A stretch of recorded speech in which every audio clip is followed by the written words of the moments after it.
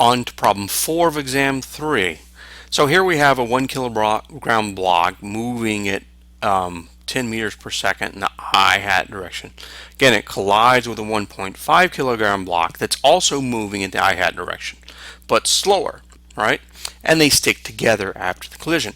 All right, so just like the previous problem, this has in it a collision. So we automatically know we're going to be going to conservation of momentum at some point in this problem, right?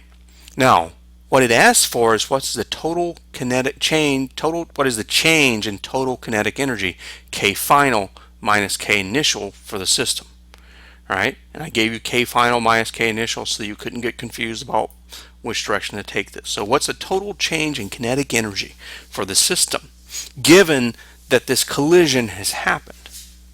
All right. Well, we know if we start from one end, we've got a collision, and that involves conservation of momentum. Right. So we know that's going to be P1 plus P2 equals, now here, P1 prime plus P2 prime. Right. Here they stick together. Right. So when we write this out, M1 V1 plus M2 V2 equals M1 V1 prime plus M2. Because they stuck together, that means that we can write one other thing about them. Right? Because they stuck together, we know V1 prime equals V2 prime. Equals V2 prime.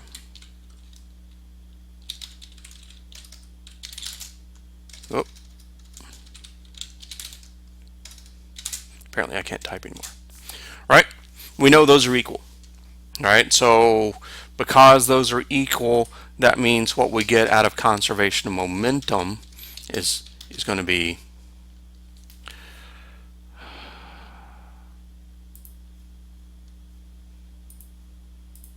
sorry about that,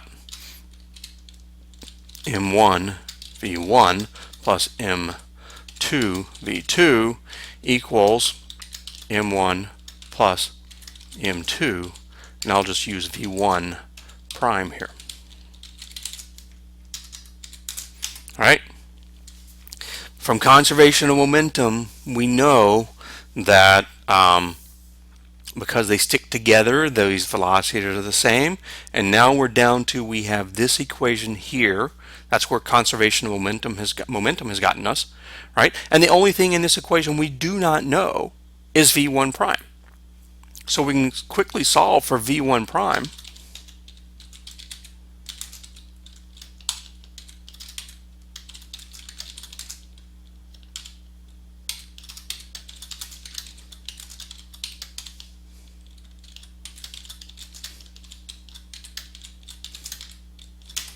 Right?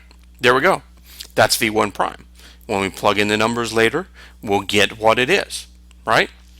What's the other thing we're after? Right? We're after the total change in kinetic energy. So, see, one thing I did to you guys, because your book uses KE final. We're after KE final minus KE initial, right? So what's KE final? KE final is 1/2 of M1 plus M2 times V1 prime squared. All right, that's KE final. Actually, let me just go ahead and write that. Let me write this. We want delta KE equal to that, and we know KE final is that, right? We also know, right, that KE initial is 1/2 M1 V1 squared plus 1/2 M2 v2 squared. That's the initial kinetic energy. So the question was, what is the final kinetic energy minus the initial kinetic energy? Okay. Pardon me. That's the question. What's the final kinetic energy minus the initial kinetic energy? In that we have the unknown, and we don't know what the final velocity of these two things stuck together are, right? But we do know everything about the initial kinetic energy.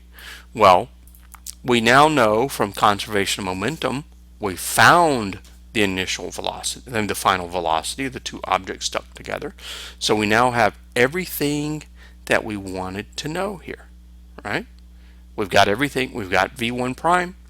Once we have V1 prime, we can calculate KE final. We can calculate KE initial. This gives us everything we need to actually solve this problem. So V1 prime equals, let's see, 1 kilogram, 10 meters per second, 1.5 kilograms, 4 meters per second. 1 kilogram times 10 meters per second plus 1.5 kilograms times 4 meters per second, okay, divided by 1.0 kilograms plus 1.5 kilograms. All right, so pull up Excel, make it smaller because I can't remember all those numbers. So V1 prime, 1 times 10 plus 1.5 times 4, all divided by 1 plus 1.5. Yes, I know 1 plus 1.5 is 2.5, but I get V1 prime is 6.4 meters per second. All right, so let's now calculate KE final. All right, your final kinetic energy. 1/2 1 kilogram plus 1.5 kilograms times 6.4 meters per second squared. All right?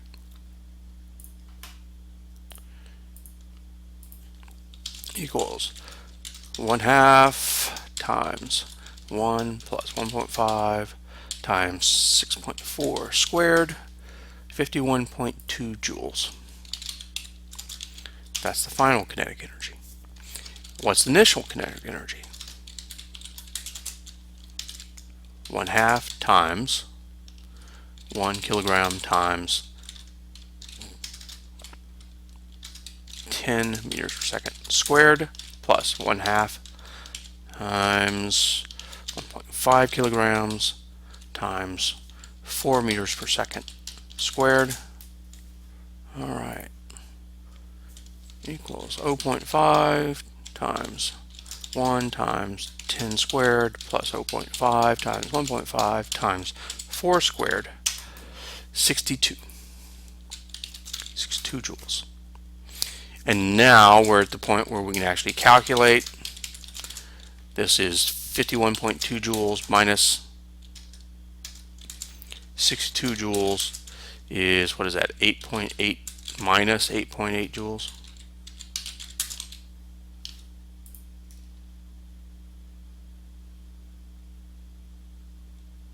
Oh, no.